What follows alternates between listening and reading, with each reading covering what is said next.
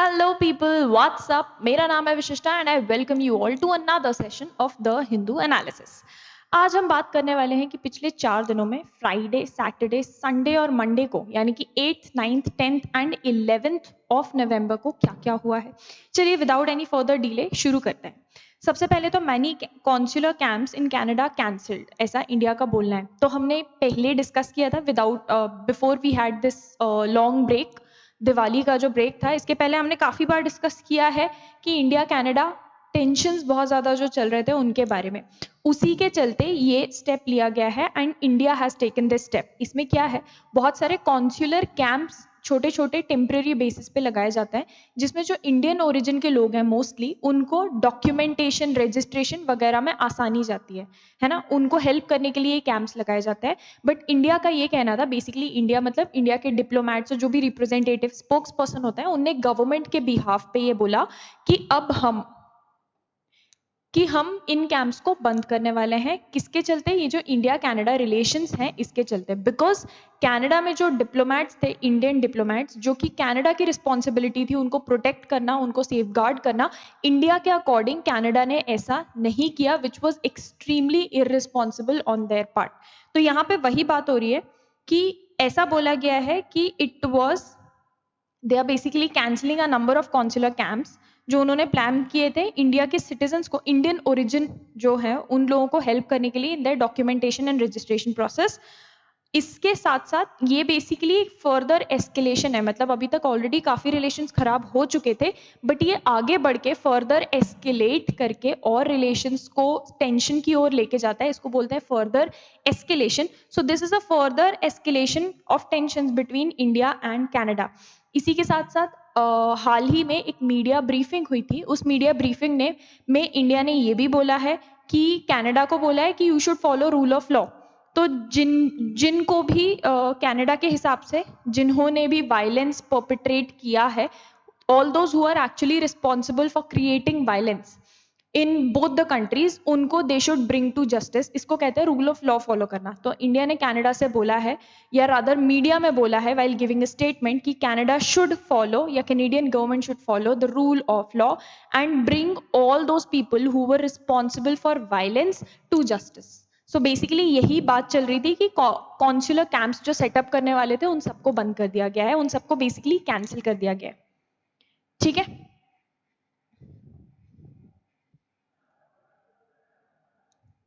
Coming on to the next important news. यहाँ पे jet Airways जो पिछले 5 साल पहले ही उनका रेजोल्यूशन प्लान एक्सेप्ट कर लिया गया था, मतलब लिक्विडेशन में वो जेट एयरवेज जाने का 5 साल पहले से चल रहा है, और एनसीएलटी ने उसको already, NCLAT rather, national company law appellate tribunal established under section 410 of companies act, इन्होंने पहले ही एक्सेप्ट या अप्रूव कर दिया था। तो सुप्रीम कोर्ट ने फाइनली ये बोला है, या सुप्रीम कोर्ट ने डायरेक्ट किया है कि अब जेट एयरवेज का लिक्विडेशन कर देना चाहिए। मतलब बेसिकली लेमैन टर्म्स में अगर हम समझे लिक्विडेशन क्या होता है, तो कोई भी कंपनी अगर उनका, मान लो जैसे हम हिंदी में बोलते हैं दिवालिया निकल गया, है ना, तो दिवाला निकल गया, उसमें अब क्या है, वो बेसिकली उन्होंने आके बोल दिया अपने सारे क्रेडिटर्स को, जिन जिन लोगों से भी उन्होंने पैसे लिए थे उनको आके इन्होंने बोल दिया कि यार हमारे पास अब पैसे नहीं है, अब देख लो। तो उन्होंने डिक्लेयर कर दिया है। उस केस में क्या होता है, जिन लोगों के भी पैसे होते हैं, जिनके रिटर्न करने होते हैं, जो भी फंड्स वगैरह जो भी लिए होते हैं, क्रेडिटर्स जो होते हैं, उनको रिटर्न करने के लिए कंपनी के असेट्स वगैरह बेचकर जो भी राशि जुटा पाते हैं उसको वापस क्रेडिटर्स को किया जाता है। ठीक है, तो ये पूरा का पूरा लिक्विडेशन प्रोसेस होता है। ये किसके अकॉर्डिंग चलता है? इंडिया में एक लॉ है जिसका नाम है इंसॉल्वेंसी एंड बैंक्रप्सी कोड 2016। इस कोड के अंडर पूरा का पूरा लिखा गया है कि भाई किसी भी कंपनी को when it goes into liquidation, तो किस तरीके से पूरा प्रोसेस चलेगा, पहले किसको पैसे देंगे, फिर किसको देंगे, कौन करेगा इसको पूरा का पूरा रेगुलेट या ओवरसी कौन करेगा। तो उसमें एक रेजोल्यूशन प्रोफेशनल आरपी जिसको हम कहते हैं वो अपॉइंट किया जाता है। तो ये पूरा का पूरा प्रोसेस होता है। बेसिकली सुप्रीम कोर्ट ने फाइनली डायरेक्ट कर दिया है कि जेट एयरवेज शुड कमेंस, मतलब प्रोसेस चालू कर देनी चाहिए of liquidation as a last viable resort. मतलब होता है ना, आखिरी चीज करने की जो बची है वो अब उनको शुरू कर देना चाहिए। एक 3 जज बेंच थी जिसमें हमारे chief justice, ex chief justice now justice DY Chandrachud, उनके साथ बाकी और जजेस बैठे थे, उन्होंने ये बोला है कि स्पीडी रेजोल्यूशन, फटाफट मतलब ये पूरा रिजॉल्व हो जाना चाहिए matter, resolution if not time bound liquidation, या तो रेजोल्यूशन हो जाए मतलब कंपनी वापस रीस्टैब्लिश हो सकती है, वर्किंग स्टार्ट कर सकती है, तो रेजोल्यूशन वैसे हो जाए। अगर वो पॉसिबल नहीं है तो टाइम बाउंड मतलब टाइम लिमिट सेट करके लिक्विडेशन, ऐसा नहीं कि लिक्विडेशन प्रोसेस स्टार्ट हुए फिर 2 साल तक वही चल रहा है, नहीं, टाइम बाउंड मैनर में लिक्विडेशन स्टार्ट करना चाहिए। Basically it's high time that it should reach a conclusion, क्योंकि जो डेट रिडन क्योंकि जो भी क्रेडिटर्स हैं उसके, दे हैव सफर्ड इनफ, है ना, बहुत सफर ऑलरेडी वो कर चुके हैं, तो इसलिए बहुत ज्यादा जरूरी है। अच्छा, यहाँ पे जो बेंच थी 169 पेजेस का जजमेंट पूरा ड्राफ्ट किया गया है, उसमें ये बोला गया है कि ये पिक्यूलियर मतलब हटके एंड अलार्मिंग सर्कमस्टांसेस हैं, जैसा डिस्कस किया गया था, and also keeping in mind that almost 5 years have elapsed, निकल चुके हैं since resolution plan. Resolution plan बाकायदा बनाया जाता है, उसको पहले अप्रूवल मिलता है, उसके बाद ही आगे बढ़ पाते हैं, ठीक है, मतलब ऐसे सीधे सीधे नहीं होता कि भाई लिक्विडेशन रेजोल्यूशन जो भी कर रहे हो वो कर दो, प्लान अप्रूव होना चाहिए। तो वो 5 साल पहले ही अप्रूव हो गया था, उसके बाद भी कोई प्रोसेस स्टार्ट नहीं हुई, इसलिए सुप्रीम कोर्ट ने ये कदम उठाया, ठीक है। अच्छा, ये लिक्विडेशन प्रोसेस जो हो रहा है उसके लिए जो लिक्विडेटर को अपॉइंट करना होगा और सारा कुछ प्रोसेस करना है, इसको ओवरसी करने का एक तरीके से जिम्मेदारी सुप्रीम कोर्ट ने एनक्लैट मुंबई को दी है, एनसीएलटी मुंबई को दी है, ठीक है।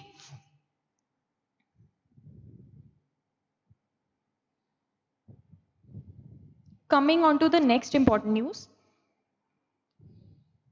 हाँ, हमने ये हेमा पैनल का भी डिस्कशन किया था, ये बेसिकली केरला में बात हुई थी, जो केरला फिल्म इंडस्ट्री है वहां पे बहुत ज्यादा रैम्पेंट सेक्सुअल हैरेसमेंट चल रहा था, बहुत सारे केसेस सालों साल से फाइल होते जा रहे थे और उनका कुछ हो नहीं रहा था। तो इतने ज्यादा बड़े अमाउंट में केसेस थे कि सुप्रीम कोर्ट घबरा गई देख के, उन्होंने एक हेमा पैनल, हेमा जस्टिस हेमा कोहली के नाम पे पड़ा है, वो ही इस पैनल को हेड कर रही थी। तो हेमा पैनल एक पैनल बनाया जिनका पूरी जिम्मेदारी थी इन सारे केसेस में अंदर से जांच पड़ताल करना एंड फाइनली कंक्लूजन निकालना। तो हेमा पैनल ने पहले ही ये बात हो चुकी थी, हमने क्लास में भी की थी, कि हेमा पैनल ने ऑलरेडी बोल दिया था कि ये जो केसेस हैं बेसिकली केरला फिल्म इंडस्ट्री में है बहुत ज्यादा बड़े अमाउंट में रैम्पेंट सेक्सुअल हैरेसमेंट।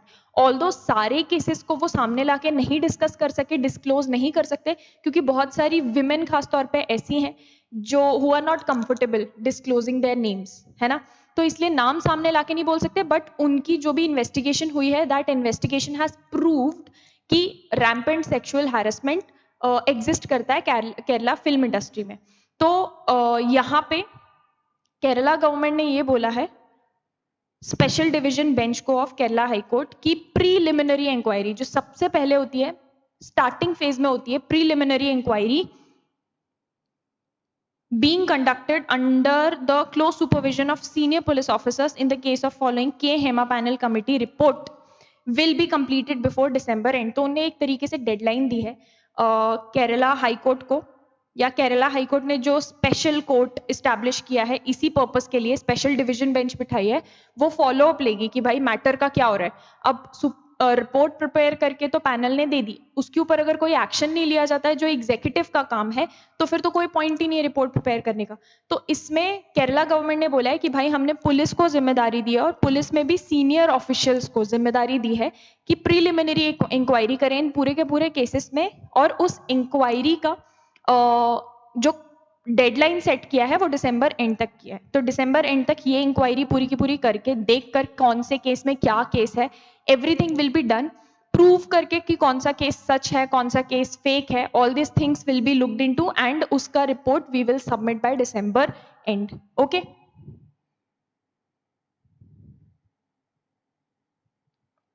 अच्छा बाय द वे ये करते क्यों है, अनदर क्वेश्चन, कि मैम हेमा पैनल तो बनाया, उसके ऊपर इंक्वायरी भी कर रहे हैं, बट क्यों कर रहे हैं, ताकि जब स्टेट गवर्नमेंट के ऊपर आए तो वो उसके ऊपर, ताकि इस तरीके के हैरेसमेंट के केसेस आगे ना एग्जिस्ट करें या नए केसेस ना उभर के आए, इसके ऊपर एक लॉ बना सके, एक स्ट्रिक्ट कानून बना सके, जिससे जो भी परपेट्रेटर्स होते हैं जो इस तरीके की हरकतें करते हैं उनको डर लगे कि अगर if they do something like this they will be liable under the law to serve a punishment or whatever it is.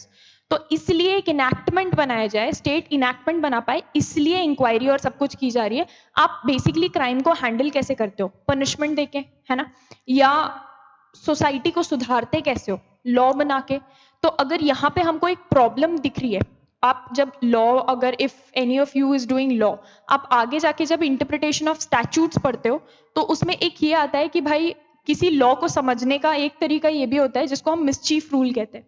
Mischief rule ये बताता है कि आप उस लॉ को समझना चाह रहे हो तो आप ये देखो कि क्या प्रॉब्लम को सॉल्व करने के लिए, किस मिसचीफ को सॉल्व करने के लिए वो लॉ बनाया गया है.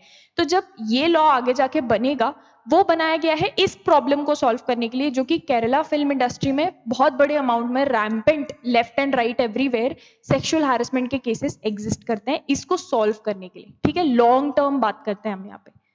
ओके, अच्छा, now coming on to the next important news. यहाँ पे जम्मू एंड कश्मीर असेंबली में बात हो रही है कि हाल ही में जम्मू एंड कश्मीर की असेंबली, यहाँ पे ऑलरेडी हाल ही में सरकार बनी है. तो सरकार बनते ही, सत्ता में आते ही, लेजिस्लेटिव असेंबली उनकी सेशंस जब स्टार्ट हुए तो सबसे पहला काम उन्होंने यही किया है कि एक नया रेजोल्यूशन पास कर दिया है, एक तरीके से लॉ बनाने की प्रक्रिया शुरू कर दी है. और उस रेजोल्यूशन में क्या बोला जा रहा है कि जो आर्टिकल 370 हटाया गया था और आर्टिकल 35, इन दोनों को रिस्टोर किया जाए. तो जैसे ही ये बात उठी, और मोस्टली जो इसके फेवर में थे वो आवामी एतिहाद पार्टी, और जो ऑपोजिट, जिन्होंने पूरी ये तबाही वबाही मचाई, बहुत बड़े लेवल पे असेंबली में ही झगड़ा हो गया, मतलब बात हाथापाई पे उतर के आ गई, वर बीजेपी के सपोर्टर्स, या rather BJP led side MLAs जो थे, बीजेपी के जो थे, उन्होंने बहुत ही कड़े तरीके से इसका अपोज किया, जो रेजोल्यूशन पास करने का ट्राई किया जा रहा है. ठीक है, यहाँ पे जो Jammu and Kashmir legislative assembly के स्पीकर हैं, उनका ये कहना है कि मैं रेजोल्यूशन को तो नहीं रोक सकता पास होने से, बीजेपी एमएलए ये कर सकते हैं कि एक उसके अगेंस्ट नॉन कॉन्फिडेंस लॉन्च करते, बेसिकली एक नो कॉन्फिडेंस लेकर आ जाए, तो फिर वो रेजोल्यूशन अपने आप रुक जाएगा.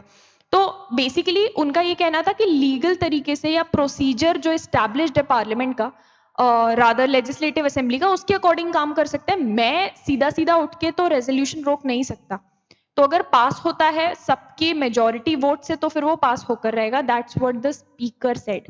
अब इसके पीछे बहुत सारे बड़े बड़े पॉलिटिकल डिस्कशंस भी हो सकते हैं जो हम फिलहाल नहीं करने वाले हैं, but I definitely would urge you to read about it. बहुत इंटरेस्टिंग चीज ये हो रही है. सालों साल लग गए सरकार को आर्टिकल 370 को फाइनली हटाने में, और पहली बार डेमोक्रेटिक वे में इलेक्शंस हुए, जम्मू कश्मीर में सरकार बन के आई, और उस सरकार ने सबसे पहले रेजोल्यूशन यही पास किया कि आर्टिकल 370 को वापस लाया जाए, उसको रिस्टोर किया जाए. So imagine the kind of politics going on here in the background. Anyway, next, rules can not change Midway on public service recruitment. यहाँ पे एक कॉन्स्टिट्यूशन बेंच क्या होती है? 5 या उससे ज्यादा जजेस की जब हम बात करते हैं तब कॉन्स्टिट्यूशन बेंच कहलाती है वो. तो एक कॉन्स्टिट्यूशन बेंच ने यहाँ पे बोला है, बेसिकली 5 जज बेंच है यहाँ इस केस में, led by of course our former chief justice of India DY Chandrachud. उनका ये कहना था कि जो एलिजिबिलिटी क्राइटेरिया पब्लिक सर्विसेज में होते हैं, या rules of the game for selection of candidates in public services could not be change midway once recruitment has commenced.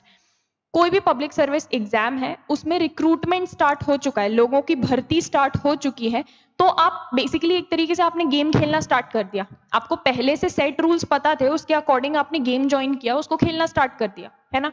अब आपको गेम स्टार्ट हो चुका है, उसके मिड वे में बताया जा रहा है कि यार देखो हम रूल्स चेंज कर रहे हैं, तो वो तो गलत है. तो सुप्रीम कोर्ट का यही कहना है कि यहाँ बात हो रही है पब्लिक सर्विसेज के केस में कि rules of the game, basically eligibility criteria और ये सारी चीजें आप रिक्रूटमेंट स्टार्ट करने के बाद चेंज नहीं कर सकते. This is what the Supreme Court has said. ठीक है, किसने बोला है? Constitutional bench.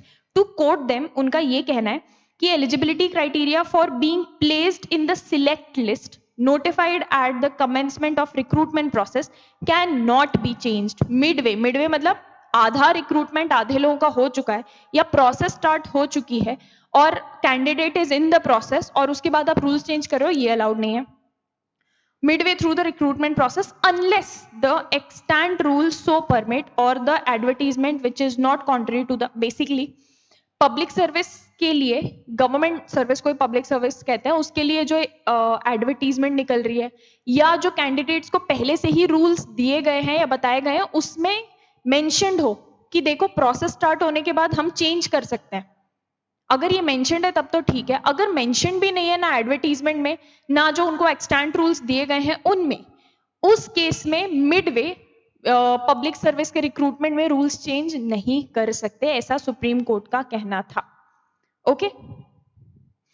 अच्छा, यहाँ हाल ही में दिवाली होकर गई है तो अगेन बहुत ज्यादा भयानक पोल्यूशन हो गया है. बट बहुत सबसे ज्यादा पोल्यूशन खासतौर पे दिल्ली में जो होता है वो होता है पंजाब और खासतौर पे हरियाणा के जो फार्मर्स हैं वो स्टबल बर्निंग एक प्रोसेस होता है उसको प्रैक्टिस करते हैं. स्टबल बर्निंग बोले तो आप पैडी के खेत होते हैं, चावल उगाते हैं, उसमें जब मान लो खेती पूरी हो गई, कटाई हो गई, सब कुछ काट पाट के फसल ले गए, उसके बाद नीचे जो स्टबल बचता है, जो स्टॉक छोटा सा बचता है, जड़ें जो बचती हैं वो लगी हुई, उसको हटाने के लिए, उखाड़ने के लिए बहुत बड़े अमाउंट में मैन पावर लगता है, लेबर्स लगते हैं.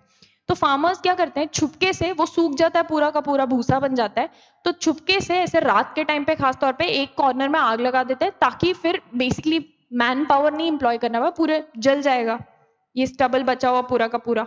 इससे बहुत बड़े अमाउंट में पोल्यूशन होता है. ऑफ कोर्स इतना सारा धुआं निकलेगा तो पोल्यूशन होगा, वो पोल्यूशन कैरी ओवर होके हवा की वजह से जो भी हमारा क्लाइमेट और वेदर कंडीशंस होती है उसकी वजह से कॉन्सेंट्रेट होता है दिल्ली में. अब ये नहीं है कि भाई दिल्ली को सिर्फ पोल्यूशन से बचाना है, हरियाणा में भी बहुत ज्यादा पोल्यूशन होता है बट दिल्ली खासतौर पे बहुत ज्यादा सफर करता है. तो इसलिए एयर क्वालिटी कमीशन जो है उन्होंने फार्मर्स के ऊपर जो फाइन लगाया जाता था अगर वो इस स्टबल बर्निंग प्रोसेस करते हैं उसको डबल कर दिया है, 2 गुना कर दिया है इस फाइन को. ठीक है, तो इसका नाम है CAQM. इससे पहले भी हम इसके बारे में डिस्कस कर चुके हैं. Commission for air quality management, CAQM इनका नाम है. उनको बोला, उन्होंने बेसिकली जो फाइन लगाया जाता था 2500 फाइन लगाते थे फॉर ईच इंसिडेंस, वो 5000 कर दिया है. विद द जिनका भी फार्मर्स जिनकी जमीन 2 एकड़ से लेकर 5 एकड़ तक की है और हाँ उनको 2500 5000 से बेसिकली 2500 फाइन लगाया जाता था जिनकी 2 एकड़ की जमीन है और हाँ विल हैव टू पे 5000, डबल इसको किया गया है. और 5 एकड़ से ज्यादा जिनकी जमीन है या 5 एकड़ जिनकी जमीन है उनका 10,000 पहले फाइन लगाया जाता था, अब 30,000 लगाया जाएगा. ठीक है, जिनकी 5 एकड़ से ज्यादा है उनके ऊपर 10,000 पहले लगाया जाता था, अब 5,000 फाइन लगाया जाएगा. छोटी सी न्यूज है. Coming on to the next important news, I think we are probably done with this newspaper. Yeah, just one more thing. German chancellor, वहां बेसिकली जो लीडर होता है उनको चांसलर कहते हैं, पहले भी चांसलर ही थी एंजेला मार्कल, उनकी जगह पे कुछ टाइम पहले ही नए चांसलर बन के आए थे जिनका नाम था ओलफ शूल्स या Scholz, whatever you want to pronounce it. इनकी कोलिशन गवर्नमेंट बनी थी. ये coalition government basically it has fallen apart. तो उसके बाद जर्मनी में एक पॉलिटिकल क्राइसिस शुरू हो गया है. तो ओलफ स्कूल्स की जो रूलिंग पार्टी थी, कोलिशन करके फॉर्म हुई थी, पार्टीज ज्वाइन होके उन्होंने रूलिंग पार्टी बनाई थी, it has fallen apart after Germany's government coalition collapsed in dramatic fashion when Chancellor Olaf Scholz fired Finance Minister Christian Lindner of the pro-business Free Democrats. Mr. Scholz said that he would lead the country with a majority government despite calls from opposition leaders. Basically, opposition के leaders are asking him to resign, but उन्होंने बोला he will lead. The Chancellor said that the minority government would be made up of his Social Democrats and the Greens until next year. Even as the leader of the biggest opposition bloc in parliament, जिनका नाम है Frederick Merz from the center right Christian Democrats, called for an immediate no confidence vote. Basically अगर आपकी party जो collision बन के, आप ऐसे समझो कोलिशन मतलब मिक्स होके फाइनली जीते थे वो, ठीक है, पार्टीज ज्वाइन होके मेजॉरिटी उनको मिले थे वोट्स, है ना. तो अब जब ये पार्टी फॉल अपार्ट हो जाती है तो मेजॉरिटी खत्म हो जाती है, तो उस केस में नो कॉन्फिडेंस मोशन लॉन्च किया जाता है। बेसिकली वो ये दिखाता है कि पब्लिक का कॉन्फिडेंस नहीं है पार्टी में, या बेसिकली जो सरकार है, सरकार के ही मिनिस्टर्स का अपनी बनी हुई सरकार में अब कॉन्फिडेंस नहीं है, इसलिए दे आर फॉलिंग अपार्ट। तो नो कॉन्फिडेंस मोशन लॉन्च किया जाता है। अगर प्रूव हो जाता है कि भाई मेजॉरिटी नहीं है अभी, तो उस केस में फिर नई सरकार चुनकर लाई जाती है, नए तौर पे इलेक्शंस वगैरह होते हैं। तो ऑपोजिशन ब्लॉक जो है वो बोल रहा है नो कॉन्फिडेंस मोशन लॉन्च करो, बट जो चांसलर है मिस्टर ओलफ स्कूल्स, उनका ये कहना है कि he will be able to lead the party. ठीक है, तो पॉलिटिकल क्राइसिस चल रहा है वहां पे।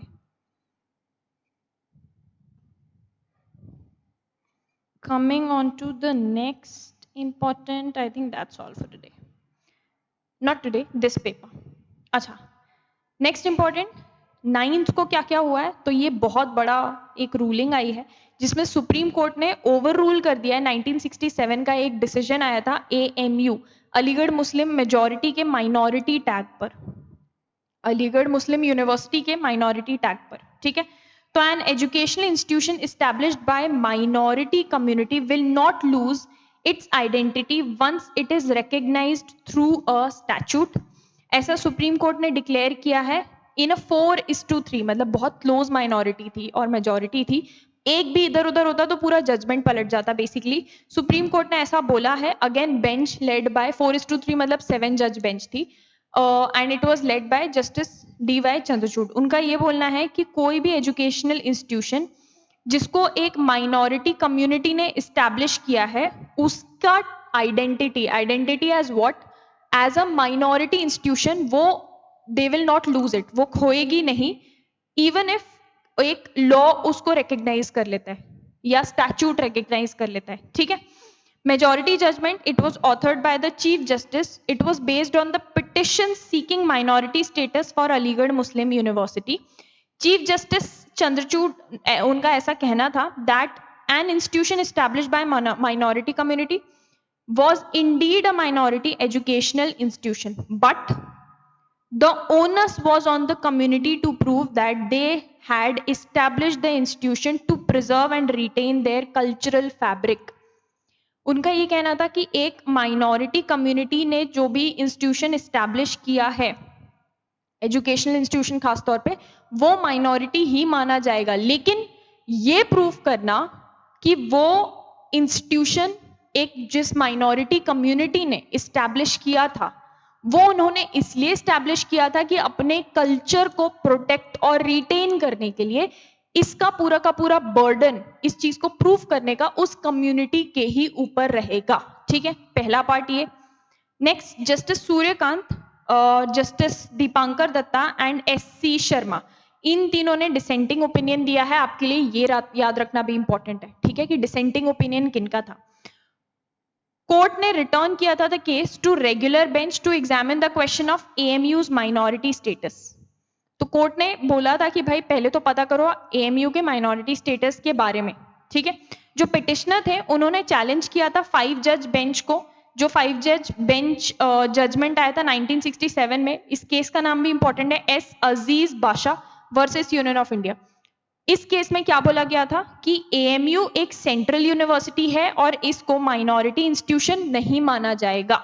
ठीक है, 7 जज बेंच ने इसको ओवर रूल किया, मतलब पुराने डिसीजन को सर के बल पलटा दिया, चेंज कर दिया डिसीजन, और ये बोला कि religious minorities did not have the right to administer educational institutions not established by them and cannot claim protection under article 31 of the constitution. Article 31 क्या करता है, वो अपहोल्ड करता है right of religious and linguistic, मतलब language wise, एक तो religious minority होती है उनका रिलीजन, दूसरा होता है लिंग्विस्टिक, लैंग्वेज वाइज माइनॉरिटी, उनको राइट देती है to establish and administer educational institutions. अब यहाँ पे जब minority status of Aligarh Muslim University की बात आई, जो 1875 में एस्टैब्लिश हुआ था, was then restored by parliament through an act जो 1981 में आया था। जनवरी 2006 में इलाहाबाद हाई कोर्ट ने इस प्रोविजन को हटा दिया था, they struck it down the provision of the 1981 law by which the university was accorded minority status. तो minority status वाले प्रोविजन को वापस हटा दिया था, उनका माइनॉरिटी स्टेटस बेसिकली चला गया था। ये इशू फिर वापस 2019 में सुप्रीम कोर्ट में रेफर किया गया। ठीक है, पिटिशनर्स ने जो थे उन्होंने आर्ग्यू किया था कि अजीज बाशा का जो केस था, that upholding Azeez Basha would jeopardize the minority status of the several educational institutions including St. Stephen's College, Christian Medical College, इन सब के ही माइनॉरिटी स्टेटस के ऊपर क्वेश्चन खड़ा कर देगा अगर इस जजमेंट को अपहोल्ड किया गया। तो उनका ये आर्ग्यूमेंट था। उनका ये भी कहना था कि आर्टिकल 30 जो होता है वो एक्सटेंड करता है सेक्युलर एजुकेशन पर भी। ठीक है, ऐसा चीफ जस्टिस का कहना था। उन्होंने क्लासिफाई किया आर्टिकल 31 को as both an anti discriminatory as well as a special rights provision, कि ये एंटी डिस्क्रिमिनेटरी भी है क्योंकि माइनॉरिटीज को प्रोटेक्ट कर रहा है और स्पेशल राइट्स प्रोवाइड कर रहा है। तो दोनों ही तरीके का प्रोविजन आर्टिकल 31 है।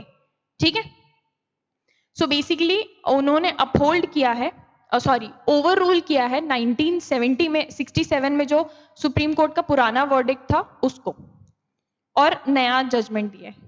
ओके, अच्छा नेक्स्ट ये भी हमने एक बार डिस्कस किया था, एंटी करप्शन वॉच डॉग जो लोकपाल है, जिसके लिए basically Anna Hazare, Arvind Kejriwal, they all got famous इसी को लाने के लिए। तो लोकपाल है, उनको anti corruption watchdog authority भी बोला जाता है। उन्होंने सेबी की जो चीफ है माधवी बुच, उनसे सवाल जवाब किया। उनसे basically they have asked for a response from her. जो ये कॉन्फ्लिक्ट ऑफ इंटरेस्ट वाले हिंडनबर्ग की जो रिपोर्ट आई थी उसमें even later on even she was named, SEBI की जो चेयरपर्सन है या जो सेबी की चीफ है उनका नाम भी आया था कॉन्फ्लिक्ट ऑफ इंटरेस्ट को लेकर। तो उनसे रिस्पॉन्स मांगा गया है इस चीज के ऊपर। तो anti corruption watchdog Lokpal sought an explanation from Chief of India Stock Market Regulator, which is SEBI, Securities Exchange Board of India. इनका नाम है माधवी बुच।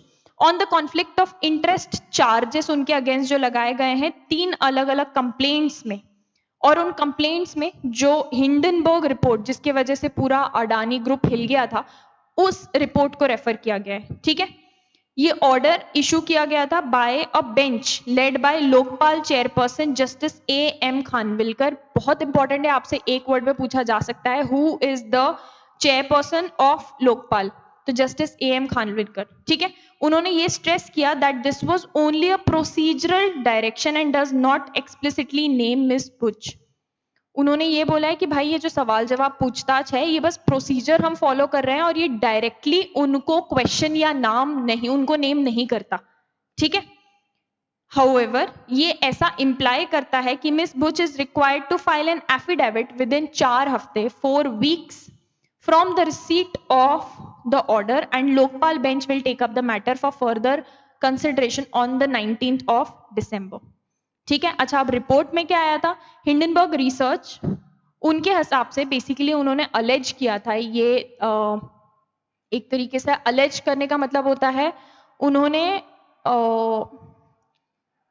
लांछन लगाया था सॉर्ट ऑफ कि there is malfeasance and stock price manipulation by the Adani group of companies. ठीक है, stock price manipulation किया था अडानी ग्रुप ऑफ कंपनीज, ये अपन ने पहले भी डिस्कस किया है, शॉर्ट सेलिंग वगैरह का सब कुछ इन अर्ली 2023। और उन्होंने अगस्त में ये रिपोर्ट पब्लिश की थी stating that securities and exchange board of India had drawn a blank in its probe into Adani group due to a reluctance.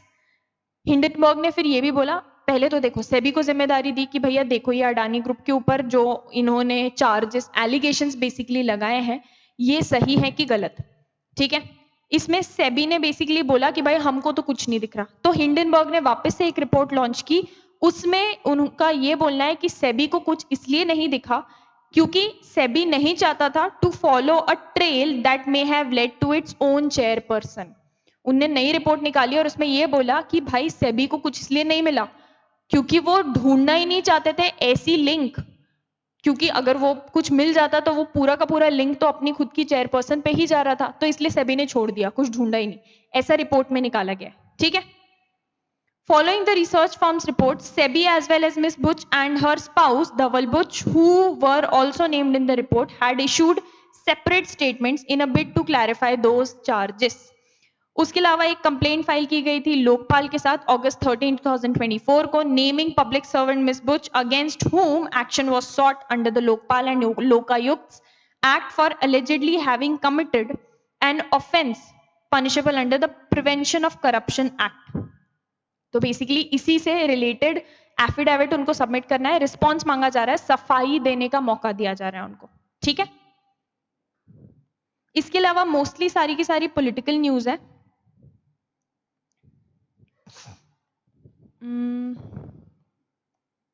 या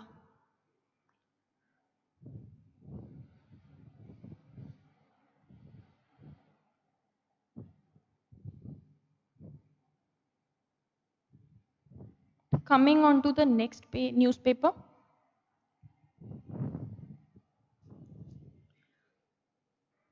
अच्छा, बहुत बड़ा डिसीजन बीसीसीआई ने अनाउंस किया है कि India will not play champions league या चैंपियंस ट्रॉफी मैचेस जो पाकिस्तान में होने वाले हैं। तो ये जो डिसीजन है on a tournament comes despite Pakistan offering special security arrangements. Pakistan ने बोला कि भाई हम स्पेशल सिक्योरिटी अरेंजमेंट दे रहे हैं, उसके बाद भी बीसीसीआई ने बोल दिया कि हम नहीं खेलेंगे, तुम्हारे यहाँ हो रहा है तो, ठीक है। Days ahead of a visit by international cricket council security team to Pakistan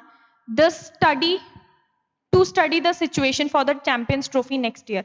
बाकायदा उनकी टीम आती है, आईसीसी की टीम आती है, सिक्योरिटी टीम देखती है भाई सिचुएशन सही है कि नहीं, हम अपने प्लेयर्स भेज सकते हैं कि नहीं, या कंट्रीज अपने प्लेयर्स भेज सकती हैं कि नहीं। तो अभी तक ये इनकी टीम भी नहीं आई थी, उसके पहले इंडिया ने मना कर दिया, ठीक है।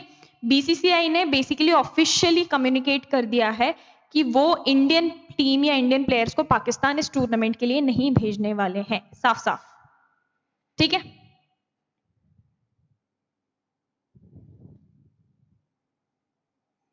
Next,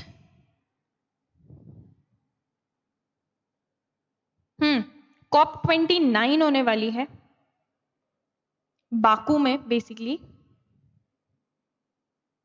Ahead of COP29 meet, India to emphasize Paris deal on climate finance from developed nations.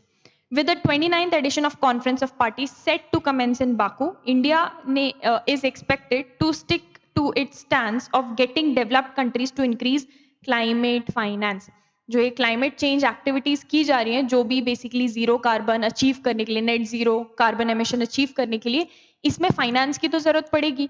India ने काफी पहले ये अनाउंस किया था कि इंडिया के हिसाब से डेवलप्ड नेशंस को फाइनेंस ज्यादा प्रोवाइड करना चाहिए, because of course they are developed nations. तो India is going to stick to its stance, ठीक है।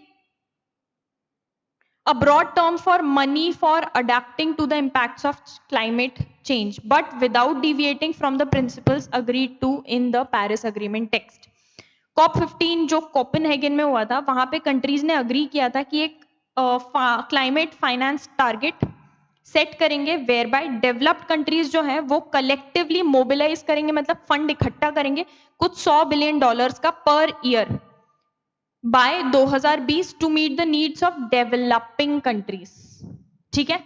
हाउएवर कभी भी इस चीज पे क्लैरिटी नहीं आ पाई थी कि क्लाइमेट फाइनेंस को डिफाइन कैसे करेंगे, मतलब ये होता क्या है, किस चीज में यूज होगा, all this was not defined. Countries differed on whether conventional business investment in clean energy products ought to be counted as, मतलब अलग अलग कंट्रीज का अलग अलग मानना था। कुछ कंट्रीज का ये कहना था कि यार कोई बिजनेस इन्वेस्टमेंट भी अगर किया जा रहा है क्लीन एनर्जी में तो उसको भी हम क्लाइमेट फाइनेंस ही मानेंगे, बट कुछ का ये कहना था कि नहीं भाई, फाइनेंस मतलब अलग से फंड में डाल के रखो, that would be called finance.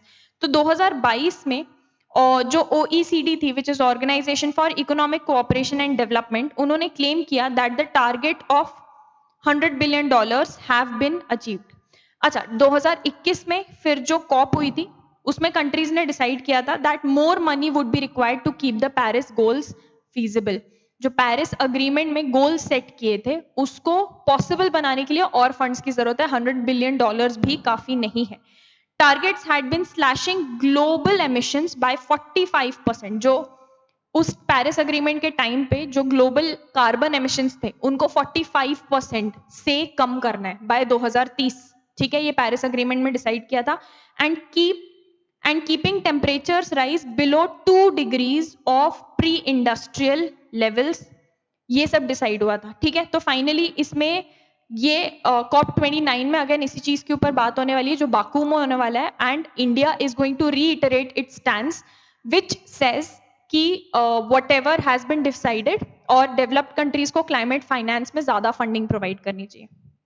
Okay, and I think that's all for today. What we are going to do is in the next session we are going to discuss ये next जो newspaper आने वाला है वो भी, because there was some problem in downloading that newspaper. तो अभी आज 8, 9 और 10 को जो हुआ that we have discussed.